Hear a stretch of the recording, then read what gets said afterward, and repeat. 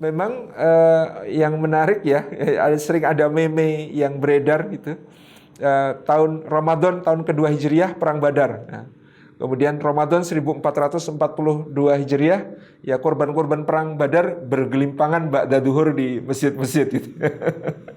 Ya, karena kemudian seolah-olah menjadi sebuah hal yang muncul ya, kebiasaan untuk tidur siang dan lain sebagainya. Meskipun yang menarik adalah ya, sunnah tidur siang itu sendiri ada gitu ya, qailullah, dan itu kalau Rasulullah SAW ya melaksanakan qailullah tidur siang itu ya tidak lama, taking a nap betul-betul sekedar untuk kemudian menyegarkan ya, tenaga di siang hari, itu sekitar mungkin 10-15 menit ya, dilaksanakan sebelum duhur ya. Paling banyak Rasulullah melakukannya sebelum duhur ya, kira-kira beliau mulai tidur setengah jam sebelum masuk waktu duhur, kemudian 10 menit sebelum adzan itu beliau sudah kemudian terjaga kembali. Pendek ya waktu untuk tidur siang itu, tetapi menurut beberapa penelitian ya, tidur siang sejenak itu bisa menggantikan tidur malam yang panjang. Artinya orang yang tidur siang sejenak di siang hari itu menjadi bisa melek lebih lama di malam hari, untuk kemudian khususnya ya ba'da jaufil lail, setengah-tengah malam, itu untuk kemudian melaksanakan berbagai aktivitas ketaatan kepada Allah ya, ibadah-ibadah kepada Allah.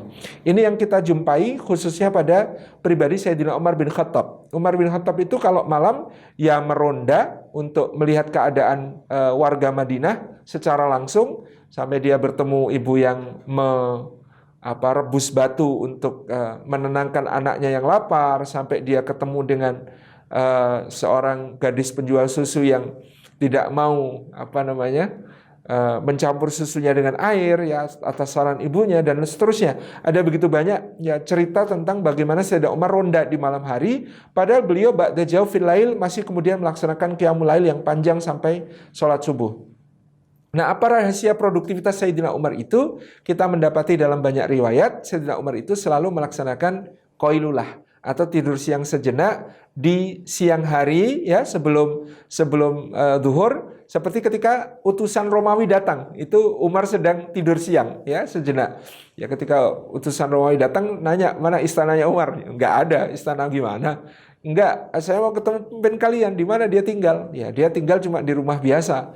Nah, lalu kalau berkantor ya di masjid. Sekarang di mana? Itu di bawah pohon itu ya. Lagi qailullah, lagi tidur siang. Nah, kemudian orang ini pun menjumpai Sayyidina Umar yang kemudian dalam keadaan tertidur siang. Jadi kebiasaan tidur siang ini menarik untuk kemudian menjadi mungkin bahan risetnya teman-teman juga di psikologi, bagaimana ini memiliki dampak secara psikis terhadap produktivitas kerja di siang hari gitu ya.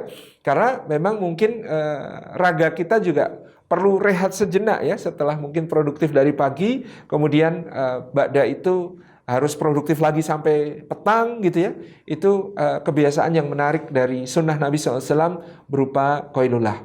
Nah, memang menikmati hobi ya, apa yang diistilahkan di Indonesia sebagai ngabuburit ya, menunggu waktu berbuka puasa dengan salah satunya memancing, itu juga menjadi fenomena yang unik ya, karena kita sebenarnya bisa mengisi Ramadan dengan hal-hal yang lebih produktif dari sekedar menikmati hobi. Meskipun tentu menikmati hobi itu tidak masuk, asalkan hobinya hobi yang baik, tidak termasuk ke dalam yang dilarang ya.